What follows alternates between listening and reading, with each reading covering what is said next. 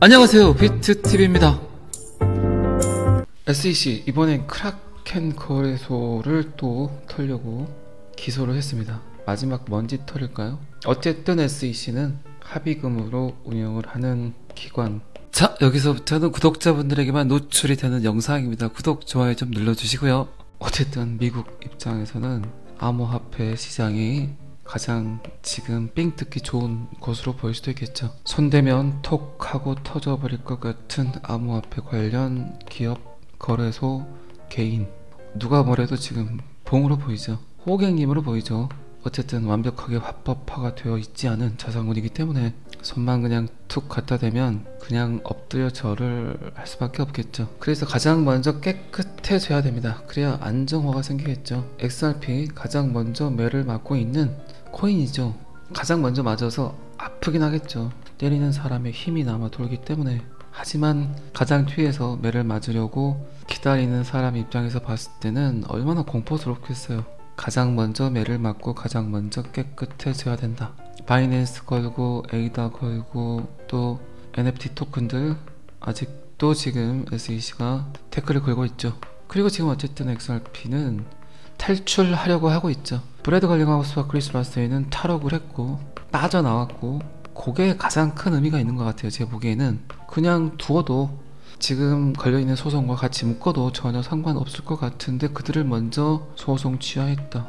엄청난 힌트를 줬죠. SEC와 리플의 미래에 대해서. 아직 완벽하게 끝나진 않았지만 먼저 관계자들을 풀어주고 그들에게 하고 싶은 일을 해라가 맞겠죠. 그리고 그 뒷일은 뭐 뻔하겠죠. 완벽하게 깨끗이 해주려고 하겠죠. 소송도 소송이지만 제가 본 최근 기사 중에 가장 이상한 놈 하나는 브래드 걸링하우스와 크리스 라스ዌ이를 소리 소문 없이 그냥 가볍게 소송 취하를 했던 그 기사. 그 기사가 저는 가장 이상하게 생긴 스크류바였던 것 같습니다. 어쨌든 SEC 또 크라켄을 상대로 등록되지 않은 거래소 운영을 했다고 또 기소를 했어요. 이놈의 레파토리는 도대체 언제까지 써먹을 건지. 어쨌든 그 가장 기점은, 임계점은, 한계점은 SEC와 리플과의 소송이 정리가 되게 되면 모든 게 깔끔해질 거라고 생각을 합니다. 합법화된 놈이 하나 튀어나왔고 규칙이 생겼기 때문에 혹시 또 리플 뒤로 기어 들어가는 암호화폐 회사들도 마찬가지겠죠. 리플이 갖고 있는 프로토콜을 표본으로 그대로 맞추려고 하겠죠. 그래야만 살아남을 수 있다는 정의가 생겼으니까. 아니, 우리는 리플과 똑같은 프로토콜을 갖고 있다. 그 시스템을 갖고 있다. 그런데 왜 우리를 불렀냐? 그리고 뭐 SEC는 또 한번 그들을 향해서 합의금을 요구를 하겠죠. 요게 자본주의 시스템 안에서 그들이 돈을 벌었던 대표적인 방식이죠. 뭔가 새로운 게 생기면 그 안에서 삥 뜯어 먹을 게 굉장히 많잖아요. 그렇죠. 그래서 빨리 매를 맞고 있는 XRP가 좋은 겁니다. 대부분의 사람들은, 대부분의 투자자들은 다른 놈들은 다 깨끗한데 XRP만 이상한 놈이었구나 라고 생각을 했겠죠. SEC가 리플을 기소했을 때. 그런데 지금 와서 보니까 어떻습니까? 그 반대죠. 그래서 뭐 저는 주구장창 호재다 라고 표현을 했죠. 악재가 아니다. 그때도 그냥 엄청난 비방의 댓글들 쏟아졌습니다. 자, 그리고 바이낸스 40억 불. 참, 리플은 SEC가 요구했던 게 7억 7천 달러죠. 그런데 바이낸스는 40억 달러. 제가 계산을 해보니까 5조 정도 되더라고요. 그런데 창펑자오가 요 금액을 그대로 인정하진 않겠죠. 어쨌든 하나 둘씩 정리를 하는 느낌입니다. 돈으로 정리를 하든 인맥으로 정리를 하든 아니면 그냥 말로 정리를 하든. 방금 전에도 말씀드렸지만 SEC가 바라보는 암호화폐 업계는 그냥 다 봉이다 라고 생각을 하고 있는 것 같습니다. 그런데 그런 거 있죠. 요런 행위 자체가 어쨌든 암호화폐를 전통 자산군과 똑같은 레벨로, 똑같은 눈높이에서 보는 것 같긴 해요. 그러면 이런 거 있죠. 여러분들도 뭐 개모임 하시지만 10명 정도가 5년 정도 개모임을 꾸준하게 유지를 하고 있었어요. 그러면 모여있는 돈이 있겠죠. 그런데 갑자기 한 분이 이 모임에 참여를 하고 싶어. 그러면 그냥 들여보내주는 곳도 있지만 쌓여있는 돈이 있기 때문에 어느 정도의 금액을 요구할 수도 있겠죠. 지금 SEC가 하는 행위들이 어쩌면 전통 자산군과 똑같은 취급을 받기 위해선 전통 자산군들이 지금까지 이 금융 생태계를 이끌어 오기 위해서 지불했던 그 모든 노력과 금액들이 있기 때문에 니네들이 이 정도는 감안하고 들어와, 그런 거 아닐까요? 리플도 마찬가지고 바이낸스도 마찬가지고. 어쨌든 마이크 노버그레츠 정리를 하는 것 같다. 깨끗해지려고 하는 것 같다. 그리고 바이낸스가 얻어가는 건 이제 정식으로 기관에서 투자자 보호 그리고 거래소를 안전하게 지켜주는 방어막이 생긴 거죠. 그런데 지불하기에는 꽤 부담스러운 금액 5조. 충분히 미 정부나 SEC는 그동안 창펑자오가 어느 정도의 수익을 가져갔는지 내사를 했겠죠. 그에 준하는 금액이지 않을까 그런 생각을 합니다. SEC가 얻어가는 것 그리고 바이낸스가 얻어가는 것, 미 법무부와 바이낸스 간의 협상에는 자금 세탁, 은행 사기, 제재 위반 혐의에 대한 조사를 해결하기 위해서 돈으로 메꾸라는 그들의 요구, 이런 소식들은, 이런 데이터들은 어쨌든 매우 긍정적인 소식이다라고 평가를 했습니다. 자, 이 기사는 여기까지만 보시고요. 거래소로 기어 들어오는 비트코인이 점점 많아지고 있다. 그렇다면 이들은 어떤 걸 기다리고 있는 걸까? 강세장이 끝났음을 인지하고 이제 다시 시장에 던지려고 할까? 그게 아니라면 개인 지갑에 갖고 있는 비트코인이 오히려 더 위험하다고 생각을 할까? 거래소들의 신뢰가 점점 회복되고 있는 걸까? 방금 전 크라켄 거래소, 바이낸스 거래소 이야기 드렸지만 그들이 얻어가는 건 벌금을 부과하고 합의금을 주면서 그들에게 떨어지는 건 정부의 보안이죠. 지켜주는 이가 생겼다는 거죠. 그렇다면 이제는 거래소가 안전할 것 같다. 해킹 당하더라도 털리더라도 그 누군가에게 이제 내 소유권을 주장할 수 있을 것 같다 라고 생각할 수 있겠죠. 여러분들도 뭐 하드월렛 그리고 개인 지갑 많이 사용들 하고 계시죠. 어쨌든 비트코인 지금 가격은 제가 뭐 계속 요새 이야기 드리는 차트대로 잘 가고 있습니다. 기특하지 않나요?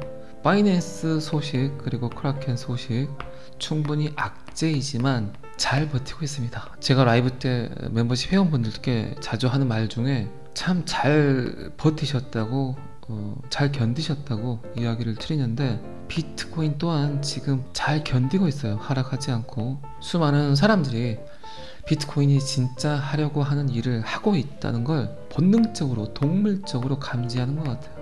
이제 베어마켓은 사라지고 불마켓의 시작임을 저뿐만 아니라 여러분들뿐만 아니라 전세계 모든 사람들이 인정하고 있는 것 같습니다. 지금은 어쨌든 던지는 시기가 아니에요. 그거를 꼭 인지하세요. 그렇다 그래서 사실한 이야기는 아닙니다. 제가 비트코인 XRP는 그렇게 사야 되는 구간에 대해서 이야기를 드렸죠. 그때 제 말을 잘 새겨 들으신 분들은 아시겠죠. 비트코인이 22,800불에서 28,800불 사이가 개미들이 진입하기 가장 좋은 때이다 라고 이야기를 드렸고, XRP는 한화 기준 5자 6자 괜찮다, 앞자리가 7자부터는 그냥 보시라, 그렇게 이야기를 드렸죠. 자, 던지려는 건지 아니면 가격 올라가는 기분을 느끼려고 하는 건지 아니면 거래소 상황들이 점점 좋아지고 있음을 감지한 건지, 어쨌든 비트코인이 계속 거래소로 들어오고 있다. 그런데 가격은 빠지지 않고 있다. 자, 이 기사도 여기까지만 보겠습니다. 포브스지에서 요새 XRP에 대해서 언급을 많이 하고 있어요. 왜 그럴까요? 좀 조용히 있었으면 좋겠는데 포브스에서 또다시 비트코인, XRP, 이더리움에 대해서 이야기를 하고 있습니다. 어쨌든 제가 항상 이야기 드렸던 미국의 부채 그리고 마크 필립스, XRP는 $10,000로 디자인되었다. 그가 이야기했던 미국의 부채 한계 29조 달러. 그런데 지금 미국의 부채는 33조 달러에 다다랐습니다. 그들의 달러찍기 놀이. 그들은 돈이 없으면 그냥 찍어대면 된다. 그리고 그놈을 전 세계로 뿌린다. 그리고 그 돈들을 회수하기 위해서 금리를 인상. 참 그지 같죠. 우리는 피땀 흘려 돈을 벌지만 그들은 그냥 돈이 부족하면 찍어버린다. 달러찍기 놀이. 어쨌든 그런 이유로 그들의 부채가 점점 늘어나고 있다. 마크 필립스의 XRP는 $10,000로 디자인되었다라는 이 데이터가 지금 또 미국의 부채를 어떻게 해결할 건지, 그 중심에서 어떤 놈이 두각을 나타낼 건지. 자, 포브스지에서 최근 미국 통화 시스템이 붕괴 직전에 처했으며 XRP와 같은 디지털 자산이 이제 긍정적인 영향을 미칠 수 있는 중심에 있다는 이야기를 했습니다. 왜 그럴까요? 이 양반도 마크 필립스의 논문을 드디어 봤을까요? 그리고 인지했을까요?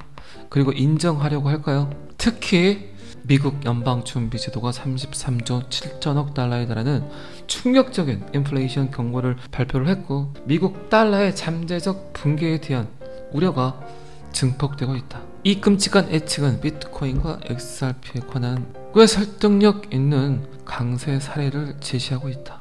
미국의 부채는 코비드-19 그리고 경제위기, 전례 없는 지출로 인해 촉진되었다. 이 부분에 대해서는 10년 빨리 오게 한 비트코인. 마크 필립스의 논문은 어쨌든 코비드-19 이전에 발표가 됐었고, 그리고 코비드-19은 창궐을 했고, 마크 필립스가 이야기했던 미국 달러의 붕괴는 XRP를 통해서 미국의 달러를 갚아야 될 그 시기는 2029년으로 예측을 했었고, 하지만 코비드-19이 창궐을 해서 미국은 어마무지한 돈을 프린팅을 했고 2029년까지 뿌려져야 될 돈을 단 2년간 뿌려버렸고, 그들의 부채는 미국 통화 시스템의 붕괴를 예측할 수밖에 없는 상황까지 와버렸다. 그리고 미국은 그 부채 상환을 하기 위해서 더 많은 부채를 뿌려대고 있다. 돈을 돈으로 메꾸려고 하는 건 한계가 있죠. 제가 자넷 앨런이 부채 한도를 높여주라는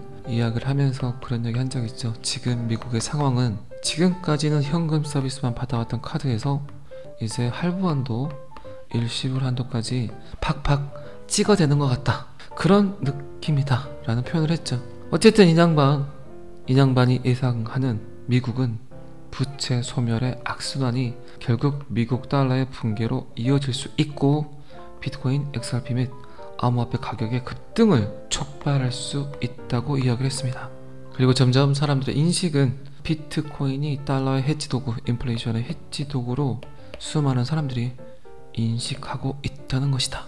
어쨌든 이 양반 포브스지의 선임 기자, 이분은 XRP는 $10,000로 디자인되었다. 마크 필립스와 비슷한 관점은 갖고 있지만 조금 더 보수적으로 이야기를 하는 것 같습니다. 어쨌든 마크 필립스 2019년 그의 논문을 발표를 했고, 참 신기하게도 2023년 4년이 지난 지금 수많은 곳에서 그의 논문대로 또 다른 논문을 작성하고 있습니다.